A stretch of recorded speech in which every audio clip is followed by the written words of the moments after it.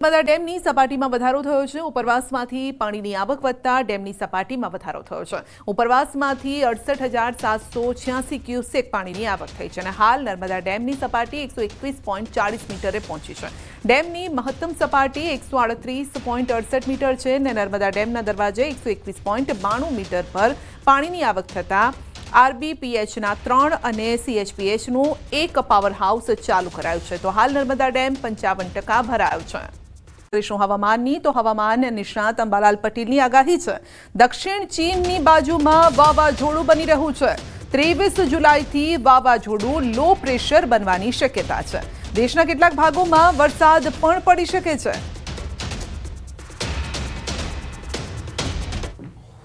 અત્યારે લગભગ દક્ષિણ ચીનની બાજુમાં એક વાવાઝોડું આકાર લઈ રહ્યું છે અને જે આફ્રિકામાંથી આવતા પવનો જે સીધા 1.5 કિલોમીટર ઊંચાઈના સીધા પવનો સીધા તે વાવાઝોડામાં મર્જ થાય છે બંગાળ ઉપસાગરમાં થઈને।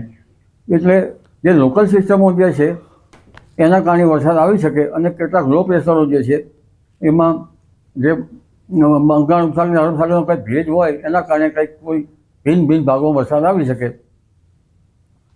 તો આ સિસ્ટમ ગુજરાતમાં પ્રવેશવાની શક્યતા છે। મધ્ય ગુજરાત અને પૂર્વ ગુજરાતમાં ભારે વરસાદની શક્યતા। પંચમહાલ, હિંમતનગર, વડોદરામાં પણ ભારે વરસાદની સંભાવના।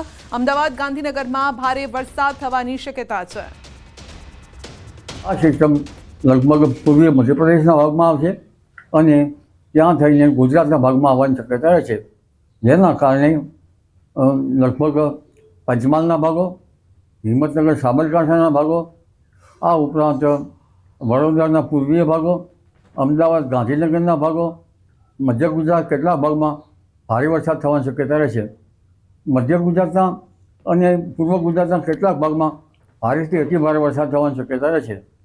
આથી અમદાવાદ, ગાંધીનગરમાં પણ લગભગ 28મી તારીખની આસપાસ ભારેથી ભારે વરસાદ થઈ શકે અને કોઈ ઠેકાણે જો સંજોગો સાનુકૂળ મળે તો અતિ ભારે વરસાદ થવાની પણ શક્યતા ગણી શકાય।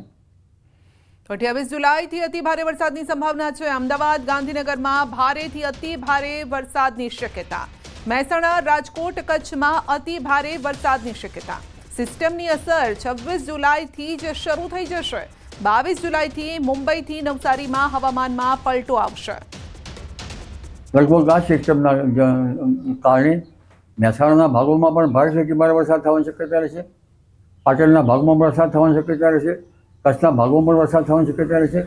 રાજકોટના ભાગોમાં પણ તારીખ લગભગ 28 તારીખની આસપાસથી ભારે વરસાદ થવાની શક્યતા રહેશે। જોકે સિસ્ટમની અસર તો 26મી જુલાઈથી થઈ જવાની શક્યતા રહેશે અને એ પહેલાં પૂર્વે હવામાનમાં પડતો તો લગભગ દક્ષિણ ગુજરાતના ભાગો એટલે પશ્ચિમ ઘાટ જે છે મુંબઈથી પશ્ચિમ ઘાટના વિસ્તારોમાં છેક નવસારીથી લઈને દક્ષિણ ગુજરાત અને દક્ષિણ સૌરાષ્ટ્રના ભાગમાં તો 22મી જુલાઈ આસપાસથી હવામાનમાં પડતો આવી જવાની શક્યતા રહેશે। તો કેટલાક ભાગોમાં 4 ઇંચથી વધુ વરસાદ પડશે અને ઉત્તર ગુજરાતમાં કુલ 10 ઇંચથી વધુ વરસાદની સંભાવના છે। ગુજરાતના કેટલાક ભાગોમાં સાંબેલાધાર વરસાદ પડશે। સૌરાષ્ટ્રના ઘણા ભાગોમાં પડશે વરસાદ। 10 ઇંચ કે તેથી વધારે થવાની શક્યતા રહે છે। મહેસાણાના ભાગો, ત્યારબાદ બનાસકાંઠાના ભાગો, સાબરકાંઠાના ભાગો, પંચમહાલના ભાગો, પૂર્વીય જે ગુજરાતના ભાગો, મધ્યપ્રદેશના એડજોઇંગ ભાગો અને દક્ષિણ ગુજરાતના ભાગો, દક્ષિણ સૌરાષ્ટ્રના ભાગો, સૌરાષ્ટ્રના અન્ય ભાગો, જામનગરના ભાગોમાં પણ વધુ વરસાદ થવાની શક્યતા રહે છે। કચ્છના ભાગો, જામનગરના ભાગો અને પશ્ચિમ સૌરાષ્ટ્રના ભાગોમાં પણ થોડો ઘણો વરસાદ થવાની શક્યતા રહે છે। એટલે આ વરસાદનું વહન જે છે એ સૌરાષ્ટ્રના ઘણા ભાગોમાં વરસાદ લાવી શકે તેમ છે અને ગુજરાતના ઘણા ભાગોમાં લગભગ તરબોળ કરી નાખવાની શક્યતા રહે છે અને ઘણા ભાગોમાં તો સાબેલાધાર વરસાદ થવાની શક્યતા રહે છે।